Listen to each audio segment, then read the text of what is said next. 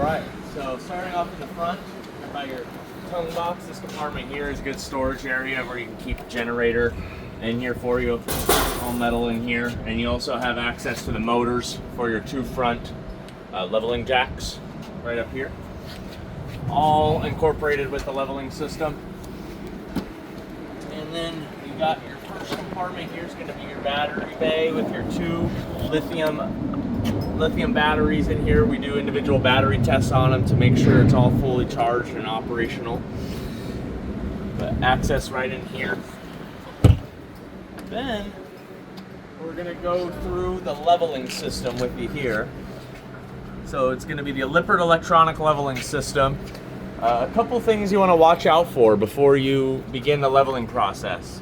Ideally, you want to have the slides in before you level this out. That's how it's programmed. Right now we're on a concrete slab, so it'll be okay, but on soft dirt or gravel, you may want either blocks underneath or the snap pads, okay, for the auto level. Now, going through, looking at the panel here, the first thing you may notice is this top light blinking. This is an indicator that we're not quite level in the front. Any one of these blinking is going to let you know you're not quite level there. We don't have the jacks down currently.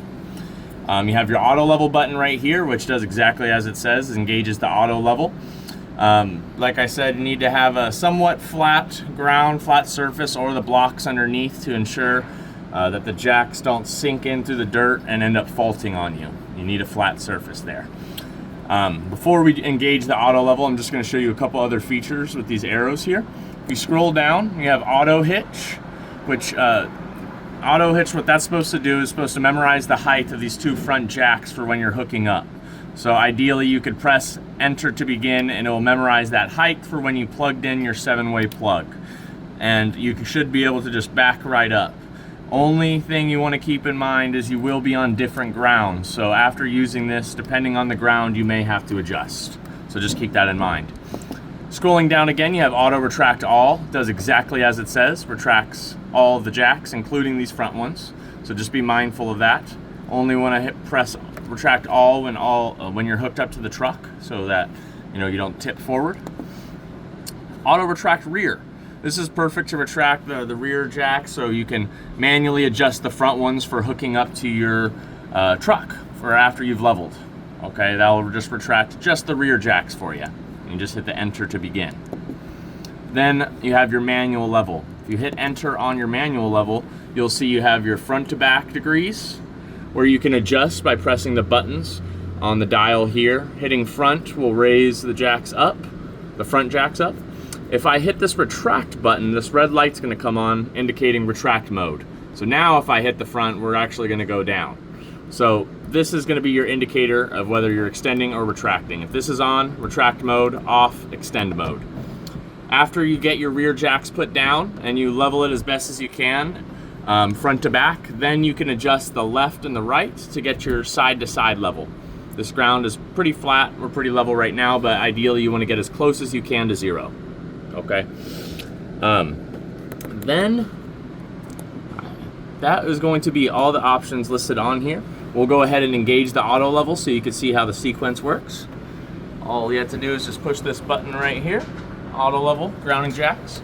You do want to make sure you have your steps up before you auto level to ensure that they don't push down against the ground and potentially bend.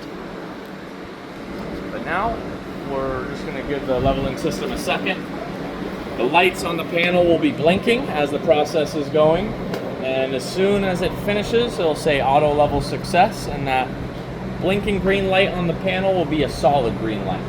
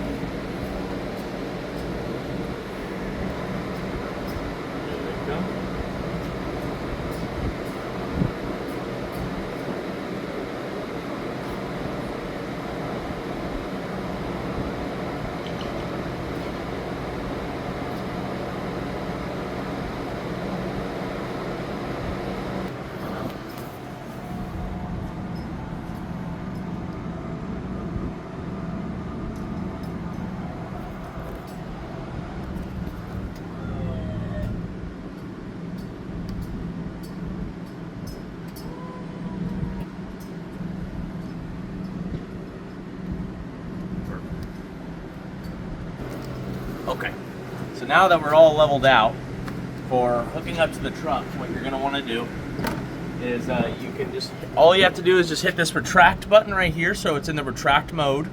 And if you hold rear, that's gonna retract all 4 of the rear jacks.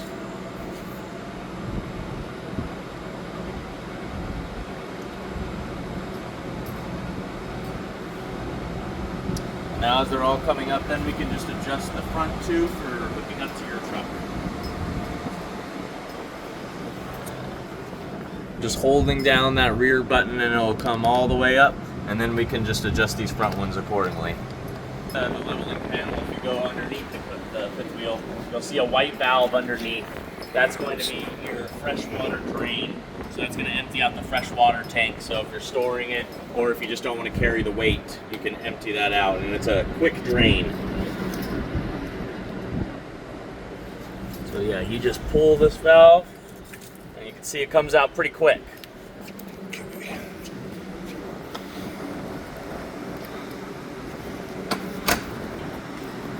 Now we'll get over here. So over here we have your water station. You have an area where you can keep a sewer hose, condensed sewer hose right inside there for you. Push light at the very top. You have your water heater bypass valve and your winterization valve for winterizing. So when winterizing, what you do is you'll basically put this into the winterized position, the valve there. You have this hose where you could pump your antifreeze into your tanks, into your lines, all from here. No more need to pour down the drains. You just flip that switch, have your water pump on, then you'll put this into the antifreeze and have it suck inside your tanks.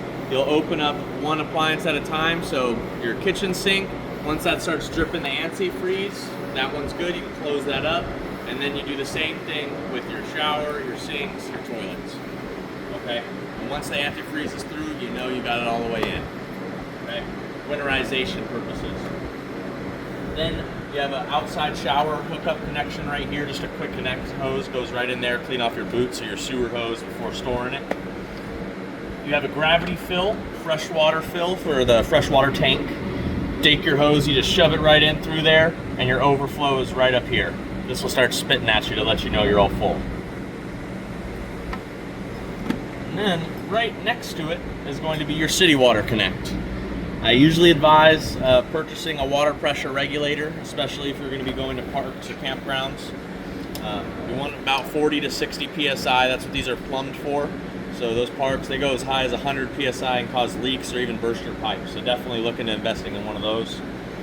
That's going to be this inlet here. The winterizing inlet here for you here. And then this black one down here is going to be your black tank flush to clean out the inside of your black tank. Okay, hook up your regular garden hose right into there after you emptied out your black tank. Make sure you have that valve open. Hook up your hose, turn on the water, and just let it flush out and clean out the inside of your tank. Really important for smell buildup and trying to help protect those sensors. Okay. Then you have your 2 low point drains right here to empty out the lines. Also, you'll need that for winterizing to clear the lines. It's just a drip drain. So you just flip those 2 switches right there. That'll be your hot and your cold. And it'll just drain right through the bottom. So the low points and then your fresh water all right here. And one thing that's really neat with this Arctic Fox floor plan is you have access behind this panel to all of your plumbing. The water pump, the lines, the back of the water heater, pretty much all of it all grouped together in one area. So if ever need to get access to that, this panel is removed with just a Robert's head, and you just open that up and you have nice easy access to it right there. Okay, and you can run your hoses right through here so you don't have to leave this compartment door open. On the wall over here you have 2 coaxes, your cable coax and your satellite coax here. If you're at a park and they offer cable or your own external satellite dish. All hookups right here. This will be your in. Then you got your battery disconnect here. This cuts off the power to the lithium batteries over there.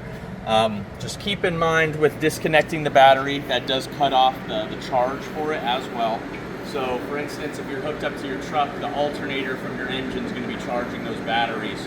So just keep that in mind. If you're disconnected, it doesn't receive any charge, whether it be shore power or hooked up to the truck. Solar. Or the solar as well, yes. So, so just keep that in mind. I usually would only disconnect it, whether it be for electrical work or storing it in a place where you will not be receiving charge, like in a garage or a shed somewhere. Then you can flip that switch and that'll cut off the power entirely. Okay. Here, access to the water heater. It is a 16-gallon water heater, very, very big water heater. Gas and electric to turn it all on from the inside. So you should only have to go in here for servicing issues or draining through the node rod right on the bottom down here for winterizing. This just goes on here, just clips right in. Then here, super awesome, you have a power reel, super Really nice. Just a hold of a switch right here to bring it in, as you can see. You just kind of want to guide it as you're bringing it in. You want to go, from left to right and kind of back and forth. You don't want to just hold the switch and have it get clogged up in one spot. So kind of try to guide it as you're bringing it in. But besides the water pressure regulator, the other recommendation I always give is a surge protector, a 50 amp surge protector for this one. You want to protect all of your electrical equipment. Okay. So, and you can run the power cord. When they plugged it in, they didn't run it through here, but you have the option to be able to run it right through. Okay. So right here, this is going to be a hole where it gives you access to your spare tire. Comes with a manual crank that you'll just reach right inside there, crank, the tire will drop down to the ground, and you just go grab it over and drag it on over. Okay, and you can jack the axle, or if ever you need to change your tire. Okay, this is charge controller. I'm pretty sure there is an app for this, but I haven't used it. Okay. But I know on there it's gonna list your input and your output for your solar, let you know if it's charging. Yeah, input, output. I think the app would supply a little bit more information for them, so I can.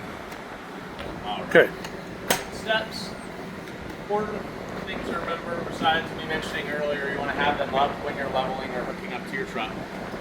You want to have this door all the way open whenever you're bringing them out or putting them in. There's just a little latch on the left-hand side right here. Just pull that towards you. It'll give you access to bring this down. And this just drops right down to the ground. Steps just fold right over. Okay? And this is held here.